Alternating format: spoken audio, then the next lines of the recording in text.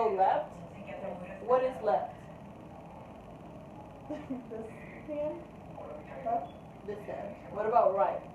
This hand. So whenever I tell you something's at the corner, what does that mean? So it's at the corner. Yes, it's at the corner, but like, so would you say that it's It's touching to. touching two boundaries? All right, wonderful. You're doing a good job. What I'm gonna ask you to do now is, since we already went over the basic stuff, do you have any questions for me about going somewhere? So like about how to give directions to someone? How about like going to a mall? So you would want to do going to the mall? Yeah. So would you want to do it from going to your house, from your house going to the mall, or From my house. from your house to the mall? So I'm going to ask my student now to draw a map, and then we're going to analyze it in a little bit. Go. Like about the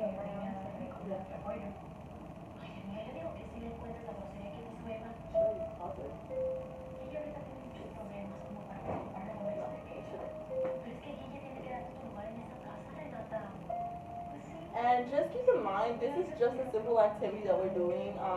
It doesn't have to be super extensive. It doesn't have to be the best activity, but at least it shows the teacher that the student knows where they're going and what they're doing. So just giving simple directions does give you a lot of information and give you a good feedback of what the student is studying in your classroom. You ready? Okay. So now I'm going to tell my student to analyze the picture with me. So I'm going to scoot the camera closer so you guys can see the map. I'm going to put it right here. So this is my student. Go. Okay. Go ahead.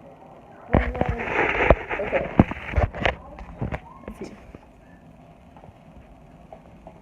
There you go. Okay, so this is my house, and this is the mall, and these are the streets to get to my to the mall. Okay. So from your house, where would you take? I would have to get out of my house, keep on going straight, and then turn right at the. This is a stop sign. And then I would just keep on going straight and then get to the mall. You got to the mall. That was really easy, and you just took a couple steps. Look at that. Good job, student. So this is an activity that you would want to do maybe with higher level of ESL students, so not necessarily younger students because they might get a little bit stuck in the directions. So I would want to say mid to upper level, just because some words may be a little tricky for them, and the younger kids don't really know their left from the right.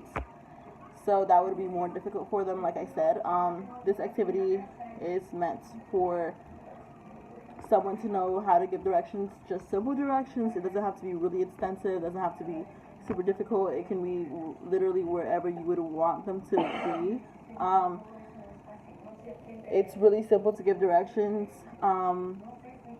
but it's harder for ESL students just because they have some missing vocabulary in the English language that they still are trying to get the hang of it.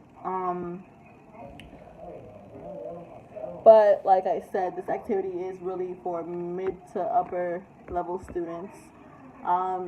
It can be taught wherever, mostly a classroom, obviously. If you want it to be more thorough with this lesson, I believe that you would have to actually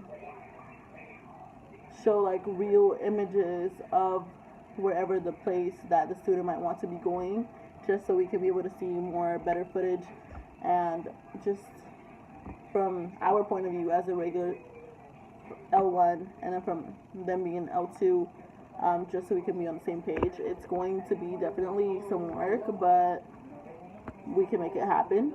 So with that being said, this lesson definitely is a good insight on how to give directions to a L2 student, and I hope that this kind of gave you a little bit of interest in trying to teach an ESL class, and until next time.